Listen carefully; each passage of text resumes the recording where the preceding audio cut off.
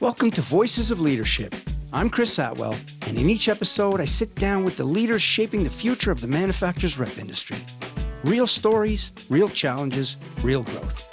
This is where leadership comes to life. All right, well, Darren, thanks for joining me today. Really appreciate it. All right, this is a great opportunity for me to ask you some questions and uncover what learnings and insights and growth mindsets you may have developed over time as a leader in your business. Sure. So that we can share it with future leaders who are in the same industry and beyond, and help them really learn and grow and lead with purpose. So, yeah, cool. Appreciate it. Thanks for joining me. Yeah, of course. Yeah. So first question I have for you is around your leadership journey. And I'm curious if there was really one defining moment that you experienced over your leadership journey that has shaped who you are today, and if you'd be willing to share that with me. I wouldn't say it's a single moment, but a process of recognizing that you can only pour from a full cup. You cannot pour from an empty cup. And I was the classic overachieving, people-pleasing, grind leader that would burn myself and other people out. And ultimately, I learned that it was, a lot of it stemmed from something one of the speakers said earlier, which is a lack of sense of self-worth, right? Yeah. It's like I have to earn people's business, earn their trust. No, I don't. I know I'm trustworthy. And if I take care of myself, recognize my own worth, as I've done that, the energetics of business shift, where it's less of a, I'm here to sell you, I'm here to convince you, I'm here to manipulate you, get you to do the thing I want, to actually being able to let the other person be the other person, and me actually be me, and we can find some kind of place that we can agree and help each other make more money. Yeah. And ultimately, as I've learned to be more of a friend to myself, I've learned that business is at its best a way for friends to help each other make more money. Yeah. You know? Yeah, what an incredible example. I mean, you've got this previous mindset where you were like, go get it, play hard, work hard, grind hard, push, and then this revelation happens where it's like, whoa, if I stop trying to convince people or force my way through things, and just let things kind of be with authenticity, that everything will operate a lot smoother and people will still buy from you. You'll lead a team effectively, and that's happened over time. Yeah, sure. Yeah, absolutely. Yeah, and I think that your company's called Mindset Conquest, right? Yeah. Ultimately, I'm a fan of Bruce Lee, mind like water. Yes. Right? If you're turbulent inside, as within, as so without. I mean, it's just the reality of life. You do not see the world as it is. You see the world as you are. And if you're all convoluted inside, that's going to play out in the 3D world, right? Yeah. And so not only having peace within your own mind, that does not mean you're not going to work hard.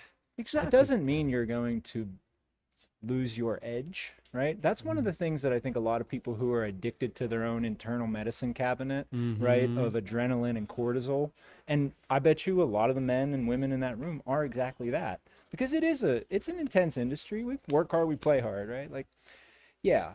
And also, you can get a lot done and take great care of yourself too, and actually one of the speakers earlier gave an example of, Tibetan Buddhist monks that can, ride horseback like side saddle and hit a bullseye every time.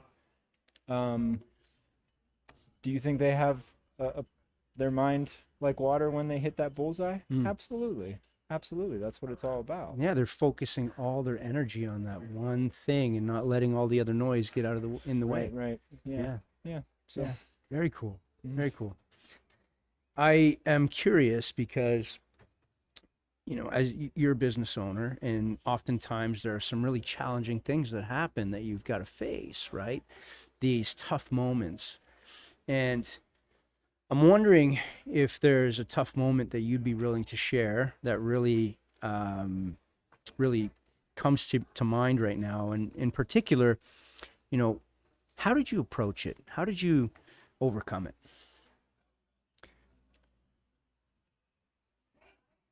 well,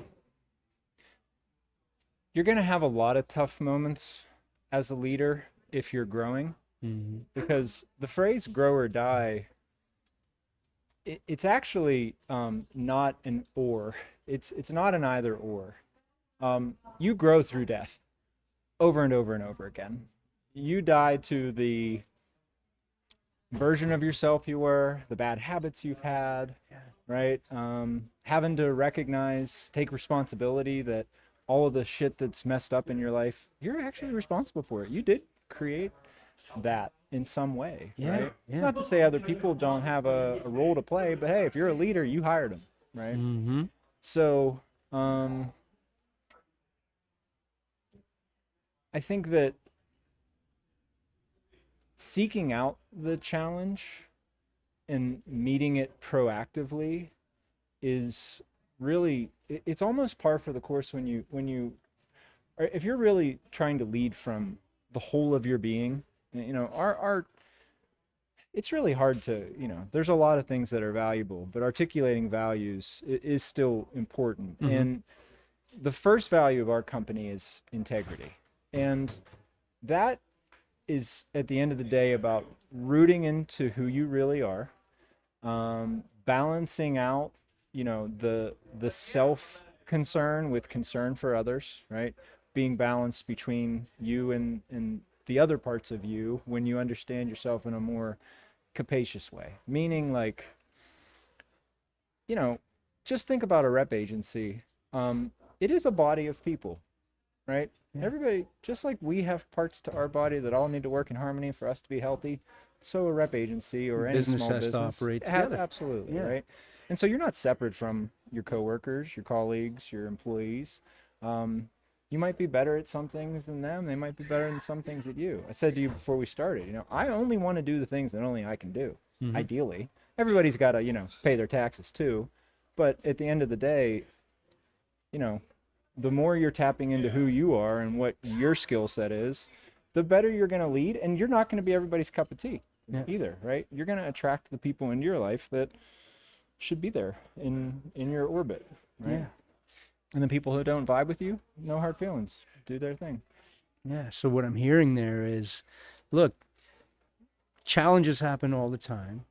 And as long as you're coming from the right place and you face them head on, then that's the best way to overcome them. It's like, look, you can't control what's going to happen. The universe is responding to the way that you're showing up anyway, and your business is showing up. If it's operating a certain way, things are going to happen, etc. But don't hide from them. Face it. Yeah. Yeah.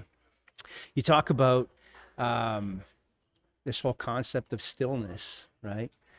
And the whole Bruce Lee analogy. What habits and routines do you really hold as sacred that help you show up as a leader every single day? Yeah. Meditation, journaling,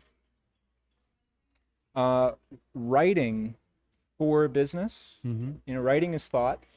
If I'm going to think sharply, especially, salespeople, we're really good at like vomiting out a bunch of words that don't actually have a lot of power or sense behind them. Mm-hmm. It's harder to do that when you write. So writing, both on a personal level, journaling,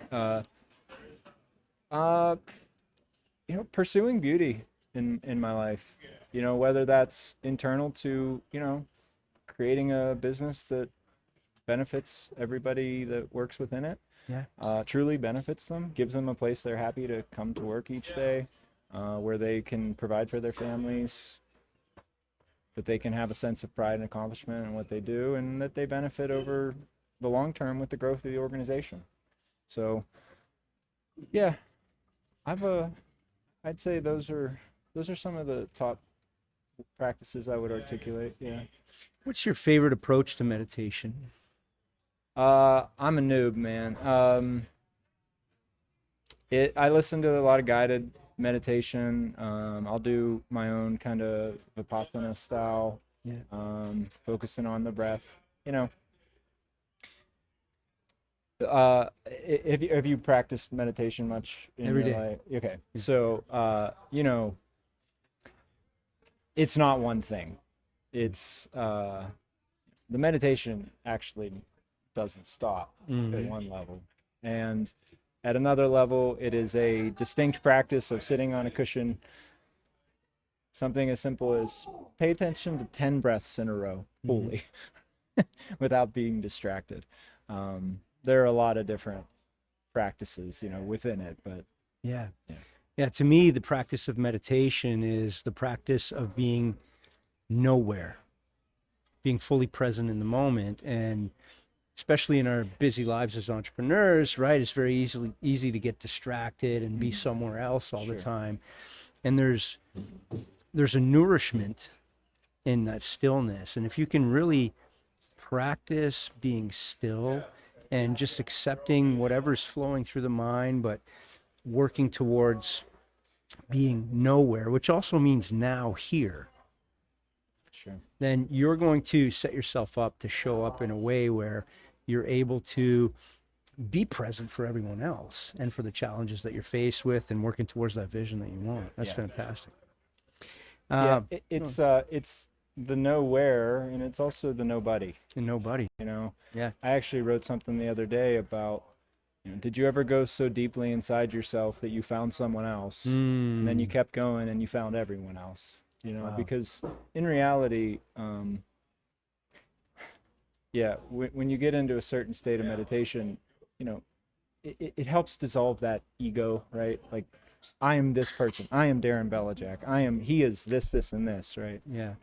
No, there's something prior to that you are. Yeah. There's all these identities that we carry, that we hold as solid, when really that's just a story we're telling ourselves, right? It's like,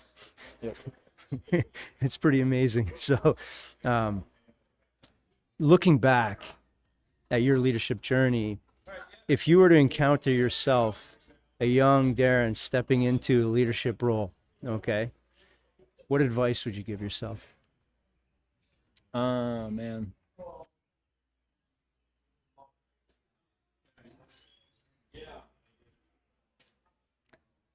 Slow down. Listen.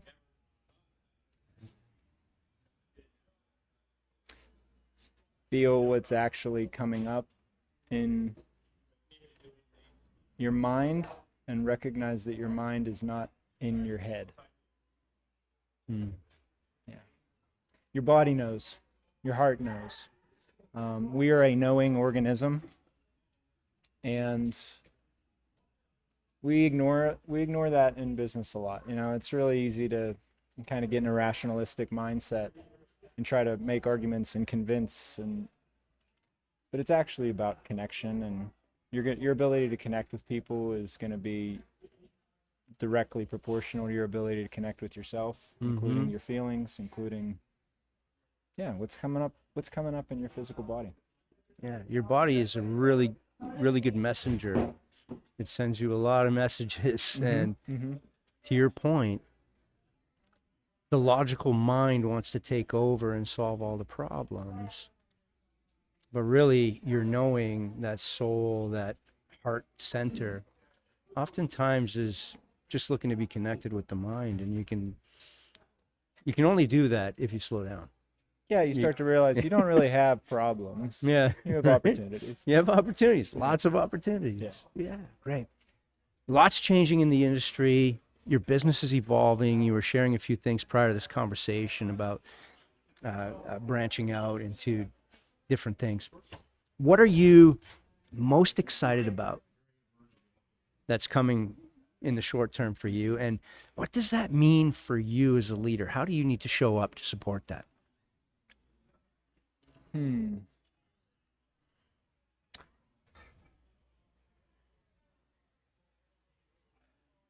What I'm most excited about is the ongoing process of 80/20ing myself, if I could use that as a verb, Okay. to narrow in what I focus on, but for them to be higher leverage, higher value activities. And as I stop over functioning, I have stopped over functioning over the last couple of years. It's been like a big focus for me. It has cleared space for other people in my organization to step up into ways that, in turn then challenge them to grow into a new capacity. And it's been really enjoyable to see. So we're about to hit another level of that process organizationally. We have, a couple of pretty big things going on that are not quite ready for public consumption yet, but once they are, I think they'll be very, very welcomed by the market and will prove to be the thing that helps us scale to the next level. Because to come back to really the essence of your question, the industry is in a constant state of change like the rest of the world. And I think manufacturers' reps have become more important over time for premium manufacturers and for premium contractors and wholesalers. Yeah. And for the engineer firms, for the building owners. To have somebody show up at your facility who, worked in the field, was a master plumber, is an engineering degree, whatever the thing is, and actually be able to show up and like almost appear out of like thin air, right? You cold call a lot. Yeah. and you show up to a guy and he realizes like 10 minutes into talking to you that you actually know what the hell you're doing. And all of a sudden he's giving you a bunch of business because guess what? There aren't that many people that really, really know deeply at an intimate technical level some of the products that this industry is still way better at selling than the Home Depots and Amazons of the world, right? Yeah. There's obviously a lot of commodity and, commodity products, and, that's between the manufacturers and the buying groups to make sure that, we're all on an equal playing field across the different, go-to-market channels. But at the rep level, the day-to-day, what we can do, it's support the end user, support the contractor, support the engineer, and support the wholesaler by being their outsourced sales force. We're just as much an outsourced sales force for a wholesaler as we are a manufacturer. Of course. For those that stock our, a wholesaler that stocks products of ours, we're going to go out and sell them to the contractors. And we're going to do it, with room for everybody to make money and respect the supply chain. But, it's hard for everybody to find talented people that really know plumbing and mechanical products. Yeah. So, yeah. Yeah. That's a long-winded answer like all the rest of the ones I've given. Well, what I heard in there was you're recognizing that in your leadership, you need to really dial in on more of the priorities that are going to have the highest return on the investment of yourself, your organization, and your people. Yeah.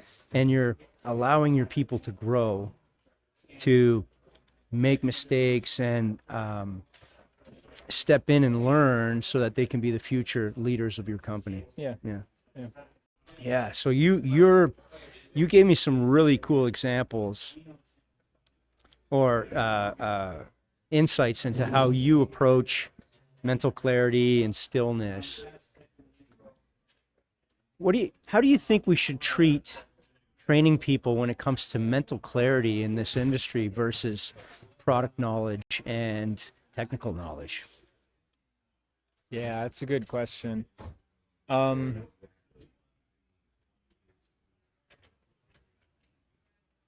think when you're a business owner or a business leader that really does care, it's easy to get sucked into